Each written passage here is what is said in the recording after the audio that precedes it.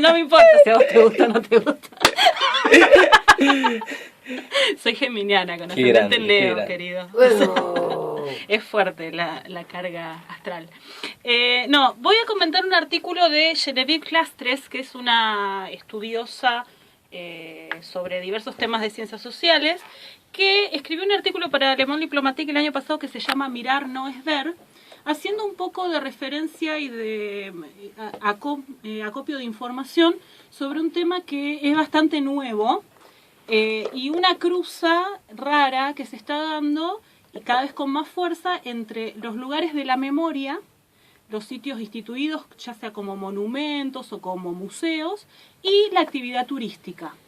De hecho, el año pasado en París, el 24 de junio, se celebraron unas jornadas en las que participó el Instituto de Investigación Superior de Turismo de París, una cátedra de la UNESCO y el equipo interdisciplinario de investigación sobre turismo, entre otras instituciones y universidades, donde se preguntaban esta interrelación entre turismo y lugares históricos.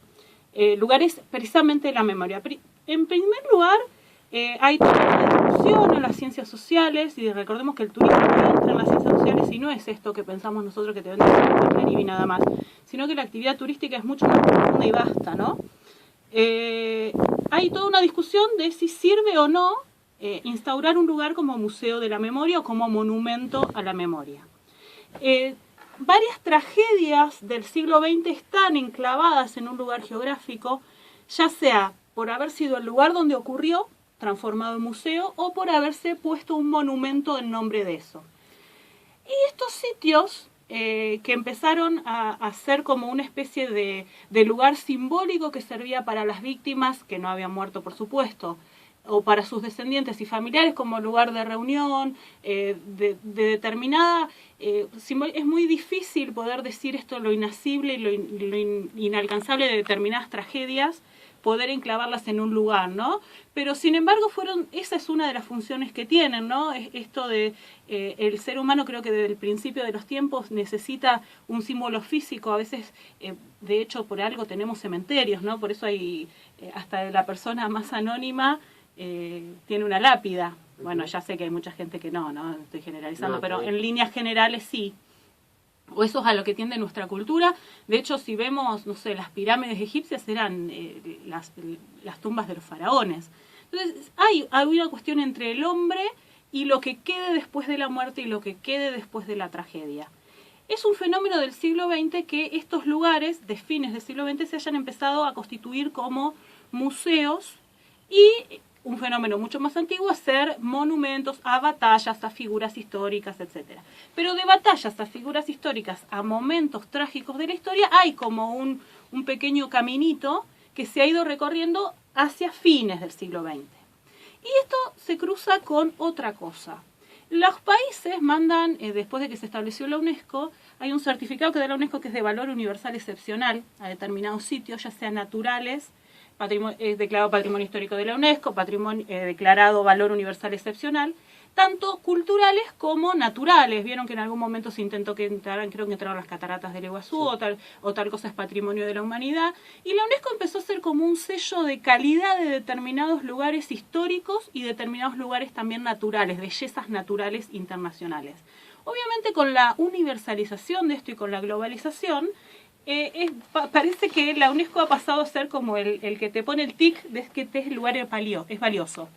Y los países tienen oportunidad, una vez por año, creo que se pueden mandar solicitudes por 2 lugares, y hay un comité que lo evalúa esto.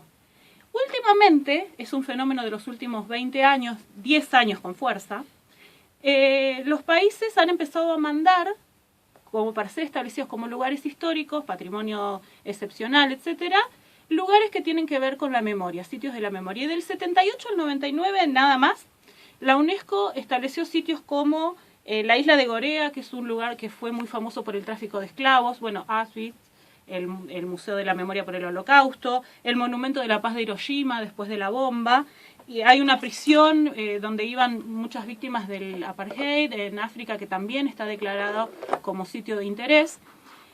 Y esto ha empezado a significar también toda una industria turística que va a la par. Pero desde fines de la década del 90, de la última década del siglo XX, hasta ahora se ha empezado a dar un apogeo de turismo específico a lugares de la memoria. Y esto, por ejemplo, lugares que tienen 10 años, de los 10 años para acá, el Monumento del Holocausto en Berlín, el monumento y el museo por el 11 de septiembre en Nueva York, el monumento de la memoria en Buenos Aires por las víctimas del terrorismo de Estado. Bueno, de hecho, este monumento de Buenos Aires y el de Berlín fueron asesorados por una misma estudiosa que fue especialista en este tema, que es Brigitte Sion, que dijo, bueno, también hace teorías sobre esto, ¿no? Y ha asesorado a varios estados en el establecimiento de estos lugares, que estos lugares, al empezar a volverse masivo, porque de fines de los 90 para acá se hace turismo específico y hay distintas ofertas.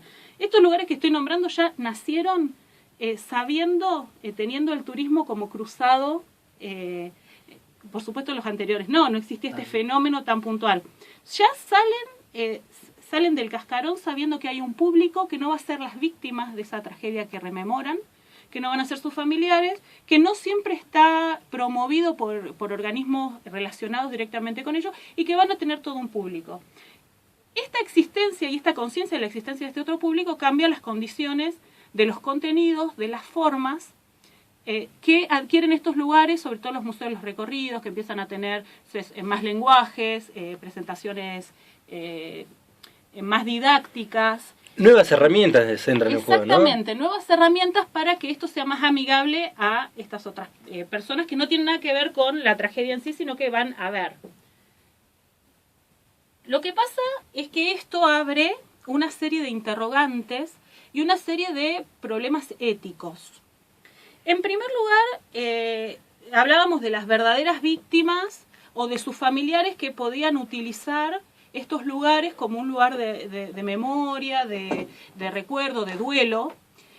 Y ahora, por ejemplo, hay un cementerio grandísimo en Estados Unidos que se llama el cementerio de Omaha Beach, donde hay, seguramente lo han visto, capaz que no lo conocen por nombre, pero una foto de muchas cruces blancas, sí. Donde, bueno, hay muchos soldados enterrados ahí.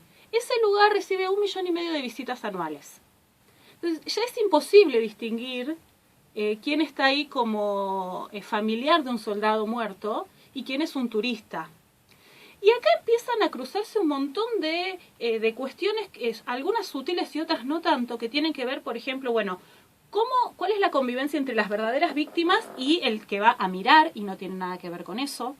¿Cómo hacer para que no se lleven a cabo prácticas que sean irrespetuosas con respecto a lo que hay ahí? O sea, digo, un chico vendiéndote banderitas al lado y vos estás por ahí yendo a ver a la tumba de tu nieto, de tu hijo. Digo, eso son lugares donde se cruzan fronteras complejas ahí, ¿no? Un montón de subjetividades, exactamente. Además de, digamos, las distintas subjetividades simbólicas en relación a las creencias religiosas y o culturales de toda la cantidad de gente que se cruza con eso. Digo, un japonés sacándose una foto en la tumba de un soldado, a una madre llevándole una flor, a una viejita de 80 años que le lleva una flor a su hijo que se murió en tal guerra. Digo, ahí hay un cruce, una persona lo tiene con mucho turístico, otra persona... bueno, todo esto genera una serie de controversias que van al sentido ético. Una de las cosas que se analizaron en esta jornada es, bueno, ¿cuál es el interés real de esta avalancha de pedidos a la UNESCO de que tal lugar tenga esta certificación? ¿Sí? ¿Y qué lugar tiene en las compañías o en las empresas que se encargan del turismo? Y específicamente estos centros de estudio del turismo se preguntan, bueno, ¿cómo hacer para que el turismo sea una actividad que dentro de su inteligencia desarrolle una actividad inteligente y responsable? A la vez, obviamente, tiene que ser económicamente rentable, pero que esta economía, estas decisiones económicas, no sustraigan, digamos, la esencia de lo que deberían ser estos lugares. Y hasta qué punto, en este cruce de subjetividades que es tan fuerte, algunos de estos lugares contribuyen o no a esta cuestión de realmente fortalecer la memoria y realmente crear un mundo más intercultural y con una tendencia mayor a la paz. En qué nivel lo fomentan y en qué nivel esto se Lo ve banalizan perjudicado. también. Exactamente, bueno, la palabra que utiliza Clastres es vulgarización. Ujú. Vulgarización de estos sitios y de estas tragedias. Dice, lo inasible de la tragedia y lo impensable y lo indecible de la tragedia y las diferentes maneras en que las personas y las sociedades, no solo las personas, las culturas nos aproximamos a esos conceptos, quedan banalizados y vulgarizados a veces por este interés económico que subyace a esto. Por supuesto, también está cómo se gestionan estas subjetividades y, no sé, por ejemplo, hubo una polémica el año pasado porque cobraban 24 euros la entrada al museo del 11 de septiembre. Ahí hay un cruce entre el capitalismo y una tragedia. Digo, la función de estos sitios, como para sintetizar esta cuestión, primero tiene que ver precisamente con la necesidad de las personas y de los como humanos que tenemos de tener anclado un lugar para rememorar, para ir, para saber. Por eso necesitamos una tumba, por eso es tan imposible de cualificar la tragedia de los desaparecidos, de no saber dónde hay un cuerpo. Por eso, para tantas familias es tan importante que exista ese monumento o que la Escuela de Mecánica de la Armada sea transformada en un museo. Pero ¿hasta qué punto eso no se desvirtúa con otras funciones, ¿no? Por ejemplo, hay algunos... Hay hechos que han sucedido que pusieron en polémica no hace mucho, si el año pasado o el anteaño pasado, en la misma ESMA, que puso en tela de juicio o entre los mismos militantes y eso con respecto a las actividades que se hacen culturales, algunas fiestas que se realizaban ahí, que ponen en discusión, ¿no? Y un planteo decía, había cierto sector que decía que no estaba bueno que se realicen actividades, festejos, etcétera, y creo que hay que resignificarlo también, en cierto modo, ¿no? Bueno, pero precisamente... Hay que ver qué actividades, claro, por eso, digamos, se realizan ahí adentro. Pero está bueno, creo que después de lo ocurrido, tratado tan analíticamente como lo hace Dani, no lo había escuchado nunca, ¿no? Cruzando datos e información. Bueno, en realidad es una preocupación en este momento precisamente porque otra de las funciones de estos lugares es la función pedagógica para las nuevas generaciones, ¿no?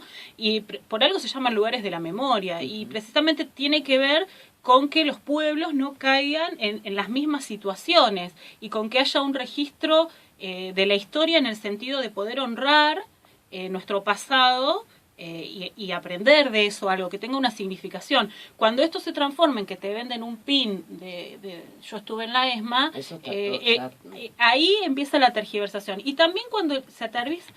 A ver, el problema acá también está en la globalización. Bueno, claro.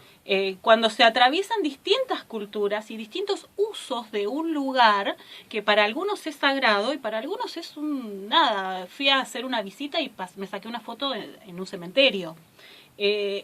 Eso es muy complejo de ir coordinando. Uh-huh. Por otro lado, bueno, más allá de eso, hay organizaciones de cosas que se han dado en llamar Tour del Dolor, donde ¿se llaman así?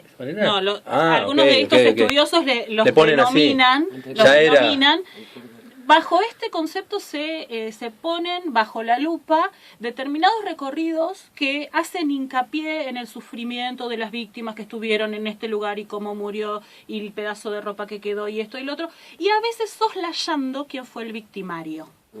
Porque apuntan a la emocionalidad, al golpe bajo, a determinada cosa escabrosa o amarillista incluso, y se deja la perspectiva histórica por ahí y se quita la ideología también. Bueno, esto es muy común.